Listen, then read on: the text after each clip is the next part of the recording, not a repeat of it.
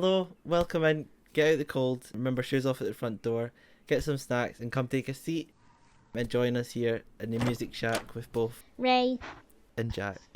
And we're back with this interesting thing that we've actually not alluded to. We haven't alluded to it, but it's quite prominent and we're really quite sad about some of the changes. But we're going to be Also talking... happy about some of them. Oh yeah, of course. But there is, it's an interesting... We'll get into it. The Torture Reports Department era being added to the Eras tour. All things that have gone, all things that have come. Reorder, new things, old things. We're gonna kind of break it down. And I know it's old news, but this is our reaction to it because we spoke about it a little bit, and we've kind of been going to talk about it. We're going to wait till afterwards I came back from my one, but we're just going to talk about it now, right? Yeah. So Jack's going to the Eras tour in next weekend. So that's so exciting. I'm so excited for Jack.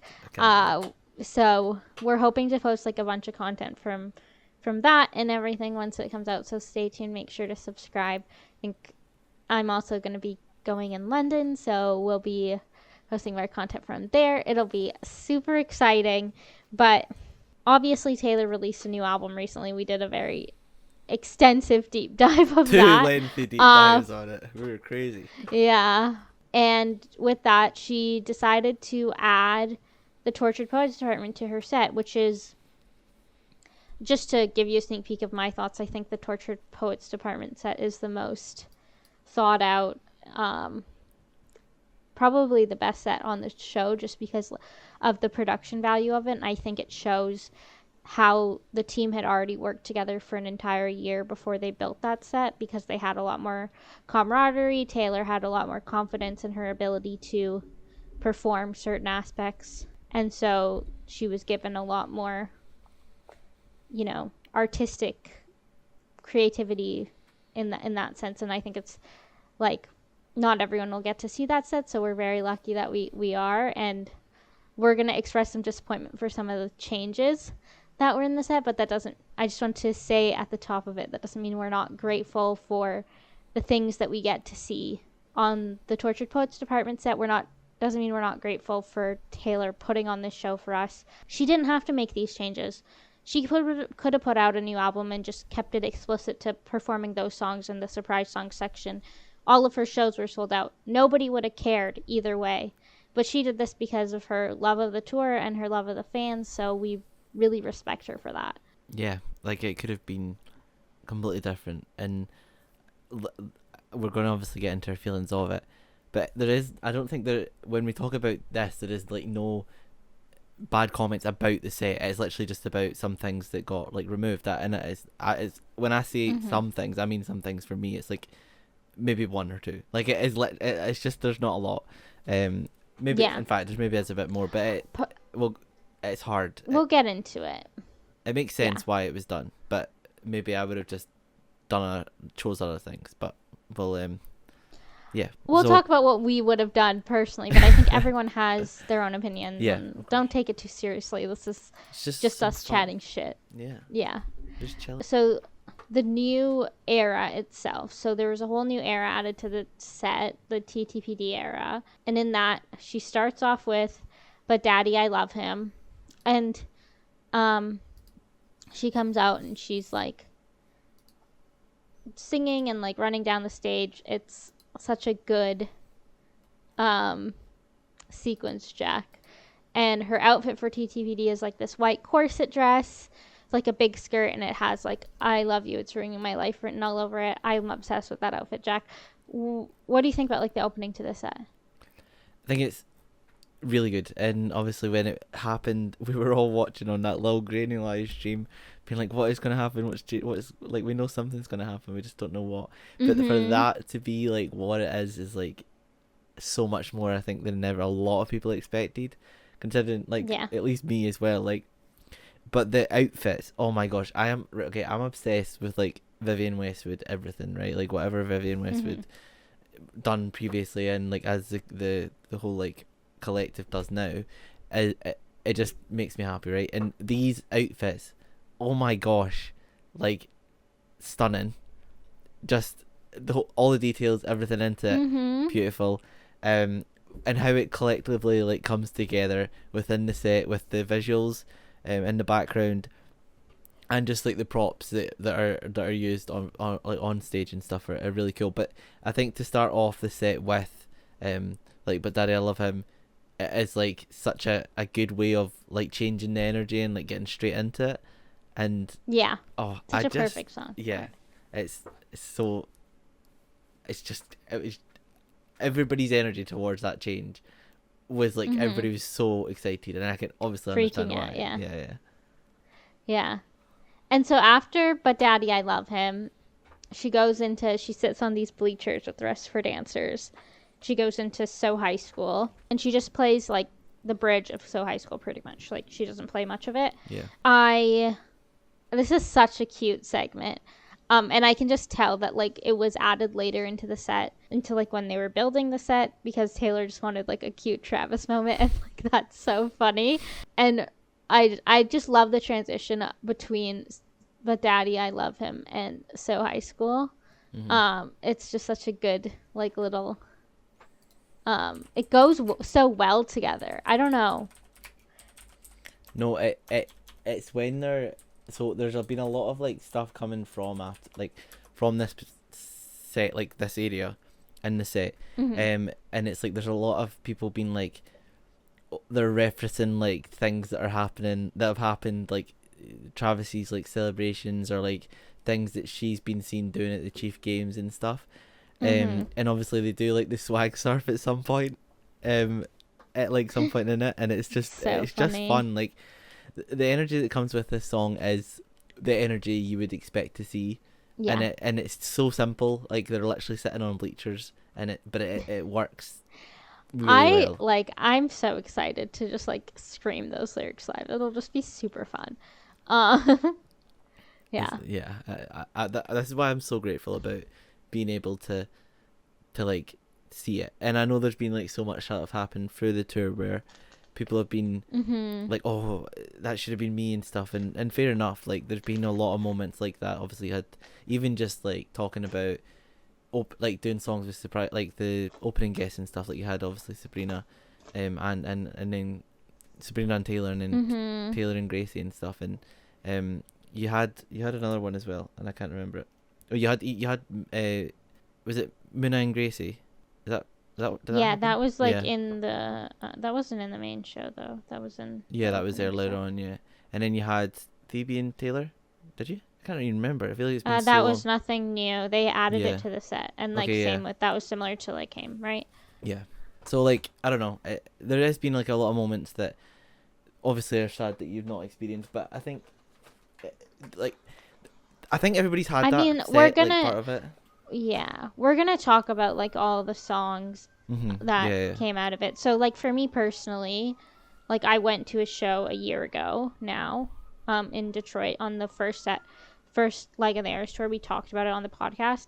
I'm going to be going to a show in the Europe leg, and I'm gonna get to see the TTPD era. But Long Live, which was one of the songs that was cut, was not on the set list when I went, and it's not gonna be on the set list now. So I'm still gonna miss out on that, and I'm not like, oh, and then like there's certain people like who went to LA, for example, and didn't see 'Tis the Damn Season because they saw No Body No Crime instead, and now that they might be going to Europe or Canada show, and they're not going to see 'Tis the Damn Season again because it's now been removed. And I just think, like exactly what you said, there's always going to be something that you're going to miss out on, and if the only way to see everything because of the surprise songs is to go to every single show, like and nobody can do that, and if you can do that, good on you, but like you must be rich as fuck. Like what? Take us please, because that would be sick. Can you imagine that every single weekend for like a full year and a half? I think I would die. Like honestly, I think I would die. Like Taylor does it, but I think I would die personally. Fair. Not honestly fair. But yeah, let's continue with the TTPD set, and then we'll get into like the songs that were cut. Yeah. But so the next song was Who's Afraid of Little Old Me, which super cool choreo for this one. The way that she's like moving around the stage on, like, everyone calls it the Roomba, but like it just looks super cool. Yeah. And I remember when I first saw this happening, because I'm only like, I have a weird brain because I'm an engineer, I think, but like I in my head knew exactly how the stage worked and how all of the different movements were in the stage, and then this thing just goes flying across the stage, and where I didn't think there any movement could be possible, and I was like, what the hell is happening? You're just like, this is against all laws of like physics. What?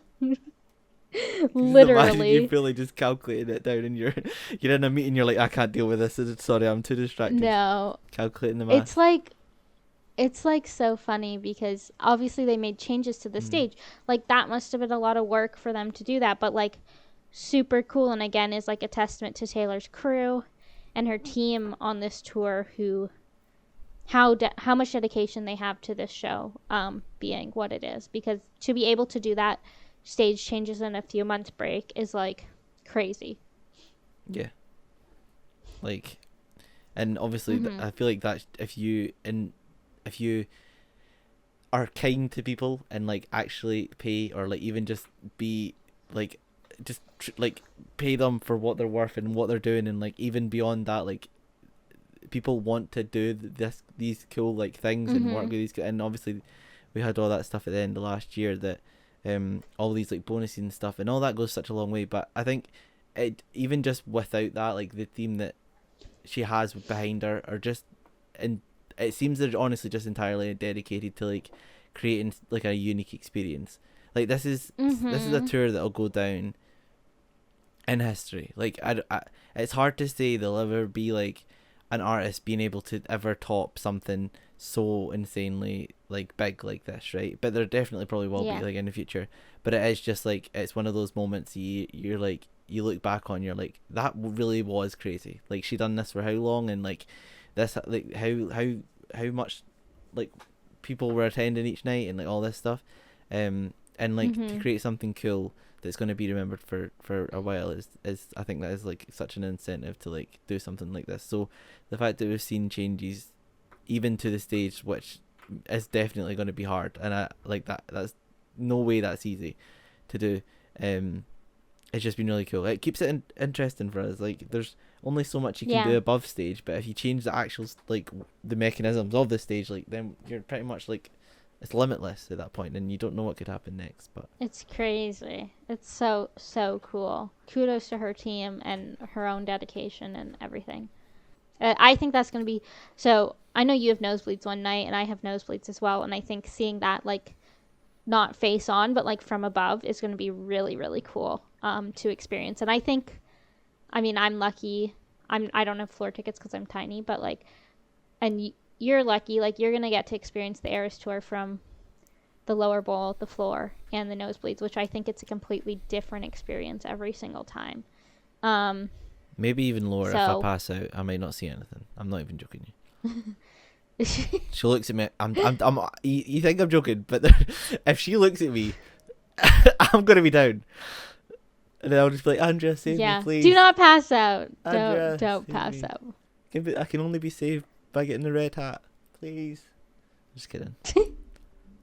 Then there's the Down Bad Fortnite kind of mashup. So it starts with like a little bit of Down Bad, and she's like moving around the thing, and then she starts with Fortnite, and then she goes onto the bed with the dancers. And I think it's super cool how like the dancers are moving around her. And I think this whole set, like something that like goes beyond this, like this whole set that's different from the rest of the show, is like she's telling a story, and she calls it like Female Rage the Musical, but it's like she is telling a story, and you can see that in the emotions on her face when she sings the songs and the choreography going around her. It's not just like her singing Shake It Off and doing a fun little dance. It's like this whole production, and it's so cool. Obviously, people that have listened in the past, and like, you know, I am such a big musical fan, so see when I seen that they copyrighted that, and I know they only done it just for right, like if they ever need to use it,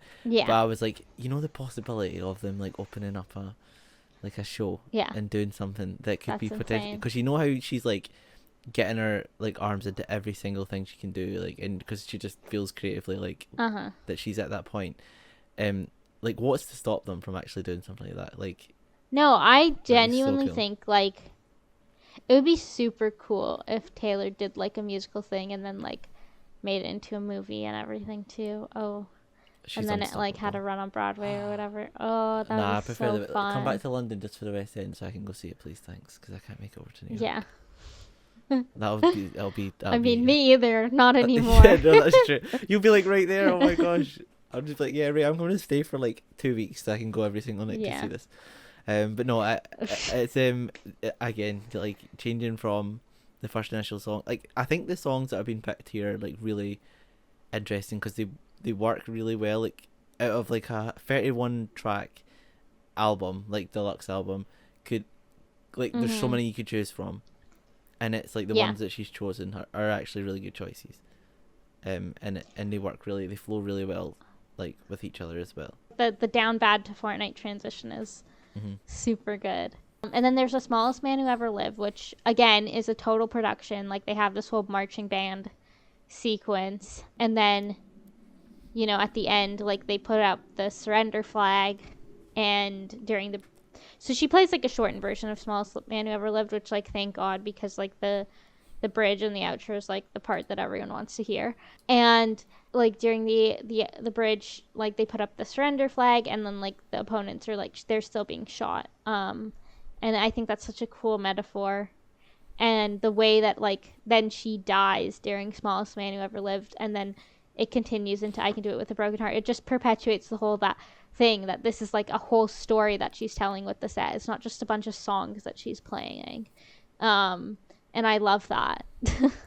Can you imagine she felt, or like she had more of a hand in the rest of the tour? Like, so say TTPD was originally there and this is going to be the original set. Like, can you imagine the whole, obviously this would be way too much, but can you imagine throughout the whole show, like the whole set, that there was a lot more like Tolerate It and like obviously just the TTPD set? Like, can you imagine that would be even crazier? Like I just feel like that would go crazy, but it's like really good where she's done it. Like it's not too much and it's obviously not too little either, but it's like it just works really well wherever she does it because she does it so well and our team do it so well.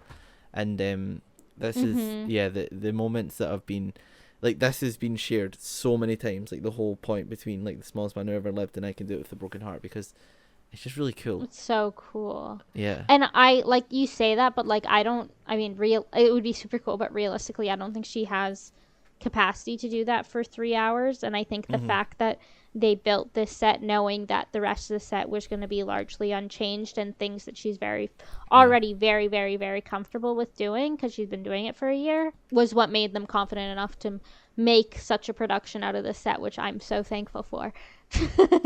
Yeah, and I think it helps as well that it's a wee bit later on in the thing. Yeah. Can you imagine it was like at the start she'd be like, I am not doing that every single night. Yeah, like they might have toned it down because I have a feeling that Taylor was like nervous for doing 3 hours total, like if she could even handle that. And obviously we know that she like trained herself to do it, but now that probably those nerves are gone, it makes it easier for stuff like this. I'm honestly just really grateful. I've just seen on my phone there that and we've not said it on here, but she just a notification saying Taylor Swift wishing the crowd a happy Pride Month tonight at the show. So we've not said it either, but happy Pride Month.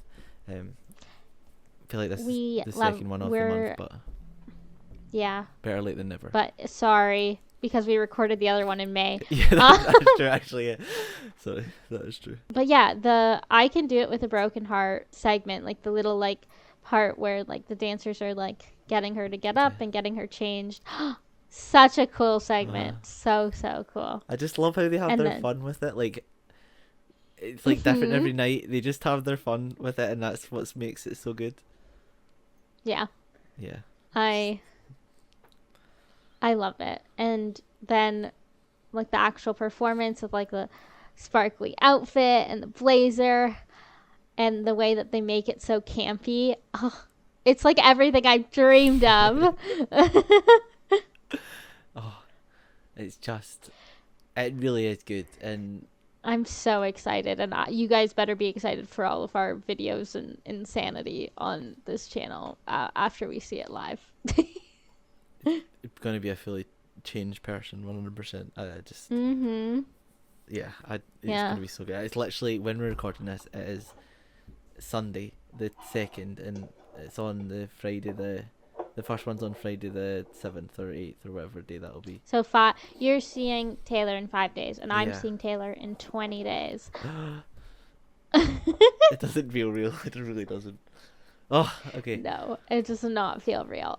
And then, okay, so because of the set added, there were a bunch of changes to the rest of the set list. They added TTPD audio into the intro, which is super cool. She decided to combine the Evermore and Folklore set, I guess, probably to ease off of like costume changes, easier on your crew if she does that. But in order to combine that set and also to add TTPD, she had to change up the order of the whole set. So it's Lover Fearless like it used to be, and then she moved Red forward. And I just remember the confusion on the timeline when this happened. We were all just like expecting it to all be the same, and like with maybe a few cuts. Like at that point, the Archer was already cut, but we didn't realize that there were going to be more changes. And then Speak Now, Reputation, and then Folklore and Evermore combined,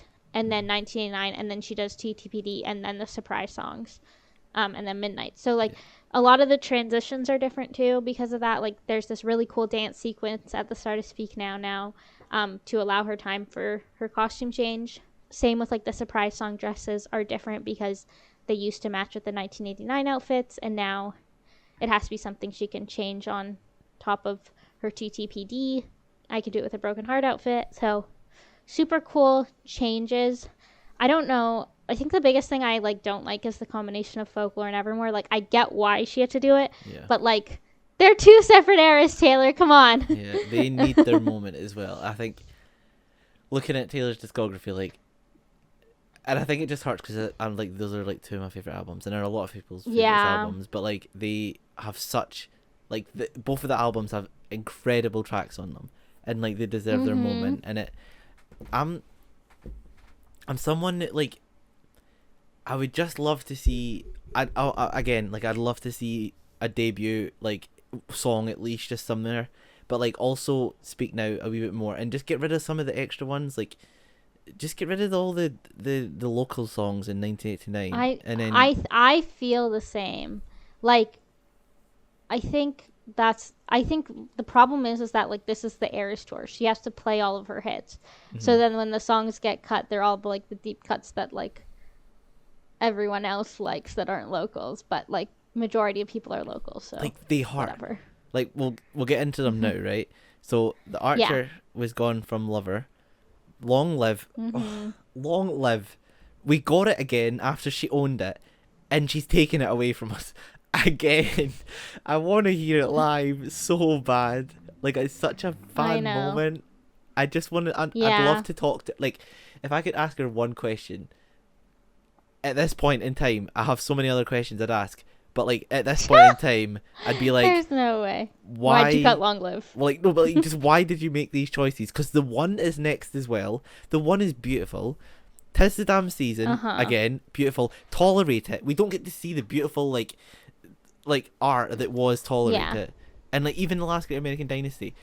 Beautiful. The Last Great American Dynasty, like the choreo that they had with all like the people in the Victorian dresses, and it was just such a good set. And like I get it, it had a lot of complicated pieces that required relied on the transition between segments and everything, so it was probably hard for them to bring them into this new combined set. But like 'Tis the Damn Season is the one I don't forgive because she's still doing Marjorie, and I think the only reason she's still doing Marjorie is because of like the fan lights thing. Otherwise she might have cut it too. But she could have just added 'Tis the Damn Season to Marjorie. They're both just her standing there and singing. But like so 4 out of the 6 songs cut were from Folklore and Evermore, so I think it's like largely because of the combined set not making it too long. But I'm like, girl, like you're playing All Too Well 10-minute version. I am the biggest All Too Well 10-minute version hater. I'm so sorry. But just play the 3-minute version, okay? Like, I get you want to play it. It's a fan favorite. But play the 3-minute version because, like, girl, 10 minutes is way too long for a song. Like, she could add 3 more songs instead of playing All Too Well 10. Like, she could have added back the Archer and Long Live if she just played All Too Well short version. I am someone who loves 10-minute version, but I think if we were to, like, if I was to come at it now after knowing that we've lost some of these songs that we could replace, like, or we could have the All Too Well and then have like 2 more songs. Like, the red set is way too long. Yeah. Like, and now it's not even a bathroom break because it's at the start of the show. You just gotta hope you can go to the bathroom and then hold it in for the rest of the time at this point. I don't know. I just I really don't know how to feel, because I think a lot of the sets that have the longest ones are like probably my least listened to like albums. I think I'd say, like, obviously Fearless is free, Lovers 5, sorry, Red's 4, but it also has the 10-minute version in there. Enchanted for Speak Now, Reputation is 4, Folkmore is there's now 8, 3 for Evermore, 5 for Folklore, 5 for Shake It Off for 1989, 7 for TTPD, and then 6 for Midnights. 7 for Midnights. I know Midnights is the hardest to change probably, but I'd maybe get rid of like 1 or 2 for Midnights, and then get rid of like maybe I Knew You Were Trouble from Red. Get rid of I Knew You Were Trouble is so gone. I hate, like, I like that song. I don't like that song. I like it's them, not but it's just but it's just so overplayed. Like, ugh. I just want to hear like the deep cuts. I know, and I like, this is not the tour for hearing deep cuts. No, it's like not. That's the thing. Like, you have to remember that, because, and it sucks. Like, TTPD, like, imagine if we got a TTPD tour, like, what that set list would look like. Like, we would hear so many more songs, like The Prophecy, and like I don't know, like Thank You Amy, and like all these songs that like we're only gonna hear once for surprise songs, maybe, if that, we would have gotten on the tour set. And like, it's so sad. And I really hope that Taylor's next album is once the Eras tour is over, and then we get a tour for that album, because God, I love the Eras tour, but I really want an album tour. Yeah, because that's how you hear deep cuts. Yeah, well, we think I'm still a believer that next re-recordings rep goes to her claiming back her name after with debut, and then once tour ends, like maybe the night tour ends, we get the announcement or like whatever.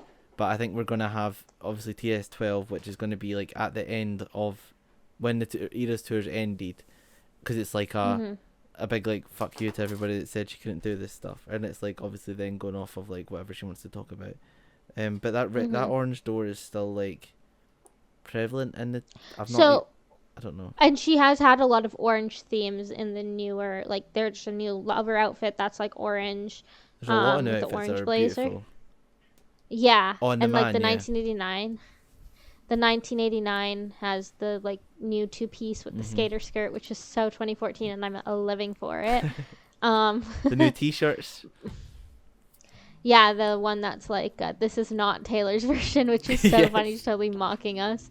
Love that. And I personally am of the opinion, like, those outfits are super cool, and I think that Taylor like creates aesthetics for her albums well before they're finished, and people are like, there's no way she's already done her next album. She's not. People saying like at the start of tour there was a white mic scene, and it was never seen through the show, and that's the mic that's used for TTPD, and people are like, how could she have done this when she largely wrote the album like during tour? And I'm like, because Taylor decides her aesthetics for her albums before she writes majority of the songs. I believe that maybe 1 or 2 of the songs for TTPD were written at that point, but not all of them, not majority of them, actually, is my opinion. And Taylor decides a theme for her album so she can drop these Easter eggs and then make the album based on that, which is like insane. But that's literally, I think most artists do that. Like, I think they have these ideas and then they kind of build off of them. And that's how you make a cohesive record with a theme as well. Like, you can't just start writing random music and then put them all on the record. It needs to be like, you need to have a cohesive vision as well. And I do think orange is the color of the next album. I fully believe it. It just doesn't, like, what if at the end of, like, I feel like the orange door is still going to have something to do with it. Like, what if at the end of, like, the last show, like, she, like, walks out of the orange door, or like the orange something I feel like the orange door has just, there is something about it. And like I also remember, I'm not, the visuals are like one of the things that I'm not fully clued up on, like the new ones, but there's no it was something to do with the, like, the lover house. It does it not burn anymore? It doesn't burn, it just falls down, because it used it. to burn during the Archer. And she doesn't play the Archer anymore. And I think that's just a logistics thing. I don't think it means anything. But someone just needs to I don't know, that's like 2024 new build quality at that point.